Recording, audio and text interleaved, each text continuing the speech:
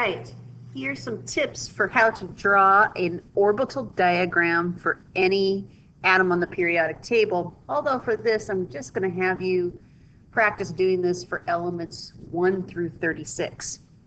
So on the previous slide, we learned that an orbital can hold 2 electrons, and if there are 2 electrons living in an orbital, they're going to have what we call opposite spins. We can compare that to 2 siblings living in the same bedroom.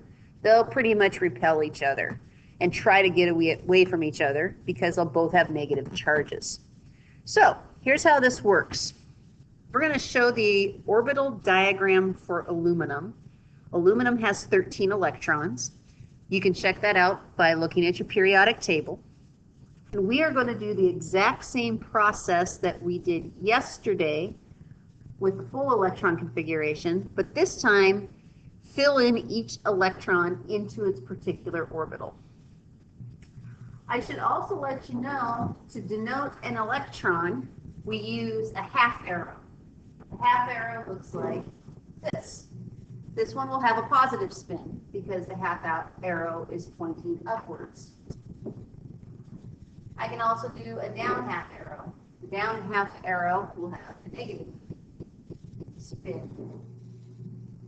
Note that the positive and negative don't mean charge, they mean spin. So the up arrow is the electron spinning in the positive direction. The down arrow is the electron spinning in the negative direction. And you have to have one of each if you have 2 electrons in a particular orbital. So I'm going to look at my periodic table, and I'm going to start by figuring where the electrons live in the aluminum atom. The first 2 live in the first energy level, the S sublevel.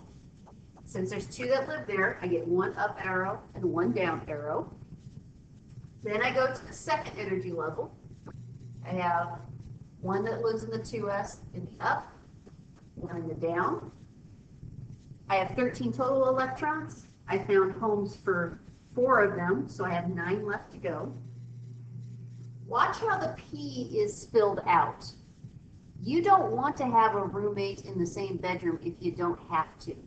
So when I fill in the 2p, I go 1, 2, 3. So those electrons all fill up the orbitals separately first, but then they have to take roommates, 4, 5, 6.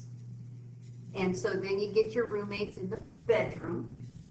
So I have a total of 10 electrons, need 13. I have 3s2, there's 1 up and 1 down. And then the last electron is really lucky because that last electron gets a 6-person apartment all by itself. There is the orbital diagram for aluminum. I'm going to show you again for calcium. So let's erase what we got here. Calcium is atomic number 20. So at its ground state, we have 20 electrons. Looking at my periodic table, I start finding homes for all 20. 1, 2, 1 in the positive, 1 in the negative direction. 3, 4, 5, 6, 7. Now they need roommates. 8, 9, 10. Then I go up to the third energy level. 11, 12, 13, 14, 15, 16, 17, 18, and then 19, 20. And notice that the 4s gets filled before the 3d. And also with these orbital diagrams, you can see these energy levels begin to converge, and you can see why it's easy for the 4s and 3d to exchange electrons between each other. And electrons would rather live in an S-type apartment because it's easy to live in a sphere rather than a D because it's harder to live in a chlorine.